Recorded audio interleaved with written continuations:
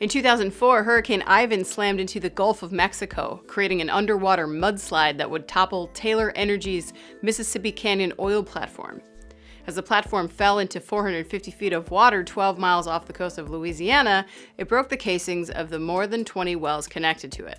Although the company tried to contain the leak and actually did plug 9 of the wells, the mudslide made traditional tactics difficult.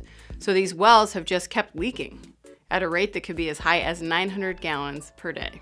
Unless it's plugged, the Department of the Interior's Bureau of Safety and Environmental Enforcement estimates the leak will continue for the next century, or until the underground reservoir is finally depleted. On an average day, the slick from this 12-year-old leak can stretch over 8 square miles. And if it wasn't for the scrutiny brought to offshore drilling in the region following the tragedy of the Deepwater Horizon in 2010, the spill may have continued to go unnoticed. Meanwhile, Taylor Energy has gone bankrupt, but is suing the government to establish a $432 million trust to address leak response.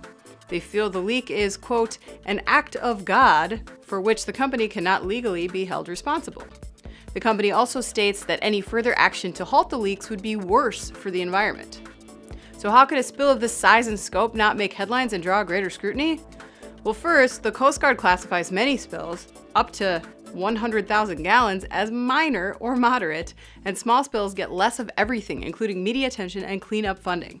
It's estimated by environmental watchdog SkyTruth that more than 30,000 such spills happen every year. Taylor Energy also deserves some diversionary credit. They've reportedly provided low estimates to the National Response Center and cited trade secrets and proprietary information as ways to keep their cleanup practices in the dark. Plus, this isn't a large one-time spill.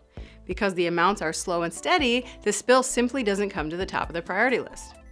However, by the time the reservoirs have become depleted, these wells will have spilled as much as 36 million gallons of oil into the Gulf of Mexico.